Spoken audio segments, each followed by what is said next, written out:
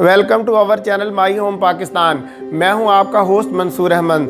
दोस्तों, स्किल या महारत वो काबिलियत है जो इंसान के ज़ाती ज़िंदगी के लिए ही मुफीद नहीं है, बल्कि उसे मुआशरे और मुल्क की तरक्की के लिए भी एक अहम किरदार अदा करने में मददगार साबित होती है। आज की इस वीडियो में हम 2023 में रिक्वायर्ड वो मतलूबा स्किल्स बताएंगे जो हर इंसान के लिए उसका जानना बेहद ज़रूरी है।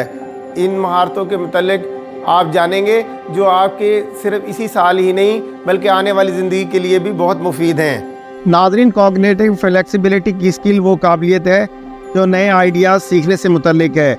ये सोच के एक अंदाज से दूसरे अंदाज में तब्दील होने की सलाहियत है। इसे टास्क स्विचिंग के नाम से भी जाना जाता है। इसके बारे में इस तरह सोचें, आप अपने जिस्म को समत यानी डायरेक्शन बदलने के लिए बदलते हैं। खतरे से बचने के लिए आप अपनी गाड़ी को भी नई लेन में शिफ्ट करें। आप अपने सोचने के अमल को तब्दील करना भी सीख सकते हैं ताकि हालात के मुताबिक मज़ीद मुवाफ़क़त हो सके। ये कॉग्निटिव फ्लेक्सिबिलिटी की एक आला मिसाल है। दोस्तों, कॉग्निटिव फ्लेक्सिबिलिटी काम की जगह पर माइक्रो और मैक्रो दोनों पैमानों पर अहम है। ये आपको एक ही वक्त में मुतअद्दिद तसव्वुरात को जगाने और अपने इल्मी फेल को बेहतर बनाने की इजाज़त देता है। Non rigid personality type. दोस्तों, गैर इनफ्लेक्सिबल, ज़िद्दी और दूसरों के ख्यालात और नज़रियात को अपनाने में हिचकिचाहट का रुझान है। सख्ती यानी रिजिडिटी को अक्सर कॉग्निटिव इनफ्लेक्सिबिलिटी या रिजिड थिंकिंग के पैटर्न कहा जाता है। 2023 की स्किल्स में रिजिड पर्सनैलिटी की कोई जगह नहीं है, इसलिए आपको कंप्रोमाइजिंग और फ्लेक्सिबिलिटी को अपनाना पड़ेगा। Synergy orientation. नाज़रीन, साइनर्जी ओरिएंटेशन से मुराद हमआहंगी और वाकफियत है। इस स्किल से आप दूसरे लोगों के साथ बाहमी फ़ायदे और तरक्की हासिल कर सकते हैं। एनर्जी ओरिएंटेशन में जो टाइमिंग फोर्सेस शामिल हैं उनमें positivity, optimism, openness, kindness, respect, sincerity और क्रिएटिविटी अहम है। Neutral judgment. दोस्तों, गैर जानिबदार, अनबायस्ड और न्यूट्रल जजमेंट मंतकी इस्तेदलाल यानी logical reasoning, data analysis, communication, तख्लीकी सलाहियतों और तनकीदी सोच की महारत मुश्तमिल है। काम पर पेचीदा हालात यानी कम्प्लेक्स सिचुएशन तजिया की आपकी सलाहियत कंपनी के अहदाफ तक पहुंचने के लिए फैसले करने में आपकी मदद कर सकती है। Emotional intelligence. दोस्तों, इमोशनल इंटेलिजेंस कशीदगी को दूर करने, मौसर तरीके से बातचीत करने, दूसरों के साथ हमदर्दी रखने, चैलेंजों पर काबू पाने और तनाज़ात को कम करने के लिए अपने जज्बात को समझने, इस्तेमाल करने और उन्हें मैनेज करने की सलाहियत है। इमोशनल इंटेलिजेंस के 5 कोर कंपोनेंट्स हैं, जिनमें हमदर्दी यानी एम्पैथी, समाजी महारतें यानी सोशल स्किल्स, खुद आगाही यानी सेल्फ अवेयरनेस, खुद ज़ाब्ता यानी सेल्फ रेगुलेशन और हौसला अफजाई यानी मोटिवेशन शामिल है। Coordinating with others. दोस्तों, दूसरों के साथ हमआहंगी यानी कोऑर्डिनेटिंग विद अदर्स के अहम स्किल्स है। हमआहंगी तनाज़ात को कम करती है, रकावटें यानी रिवेलरीज ख़त्म होती हैं, ज़िया यानी वेस्टेजेस, ताख़ीर यानी डिलेज और दूसरे तंजीमी मसाइल यानी ऑर्गेनाइजेशनल प्रॉब्लम्स का भी खात्मा होता है। इसलिए इन अफराद और ऑर्गेनाइजेशंस को जानने के लिए वक्त निकालें जो आपके राब्ताकारी यानी कोऑर्डिनेशन के लिए अहम है। अपने सुनने की सलाहियतों यानी लिसनिंग स्किल्स का इस्तेमाल करें। पेशा और अपनी मर्ज़ी से ज़्यादा दूसरों को बात करने दें। जब आप मौक़े और तरगीबात यानी इंसेंटिव्स की निशानदेही करें और मौसर तरीके से हमआहंग हो।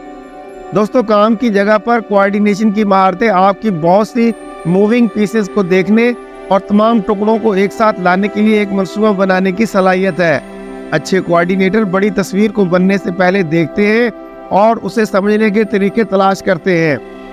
कोऑर्डिनेशन की स्किल तकरीबन हर पोजीशन में इस्तेमाल होती है, ना कि सिर्फ प्रोजेक्ट मैनेजर्स और सुपरवाइजर्स ही के लिए ज़रूरी है।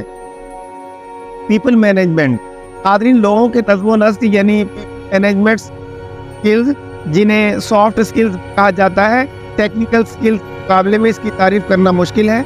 इनमें काम की जगह पर बातचीत, वर्क प्लेस कम्युनिकेशन, एतमाद यानी ट्रस्ट और सब्र यानी पेशेंस जैसी महारतें शामिल हैं।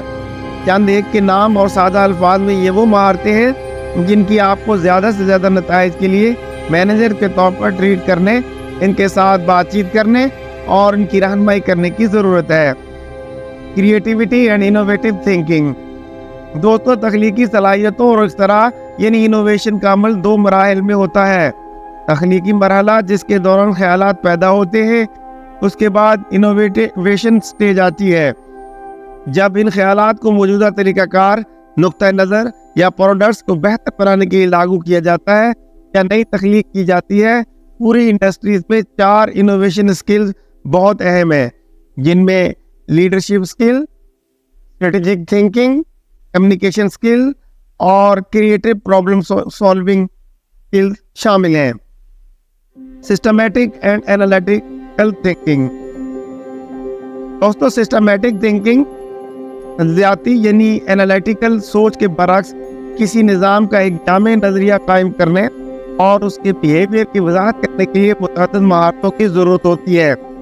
इस बरक्स एनालिटिकल थिंकिंग का इस्तेमाल किसी सिस्टम को आसान हिस्सों में तकसीम करने के लिए किया जाता है ताकि उन टुकड़ों की शनाख्त की जा सके और ये जांचा जा सके कि वो एक साथ कैसे काम करते हैं।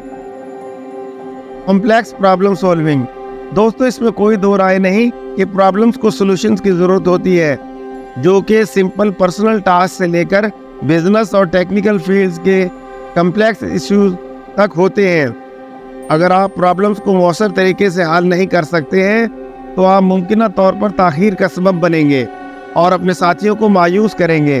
प्रॉब्लम्स को हल करने की अच्छी महारतें आपको टीम के बेहतर खिलाड़ी बनने और अपनी टीम की कामयाबी में अपना हिस्सा डालने में मदद फराहम करेंगी।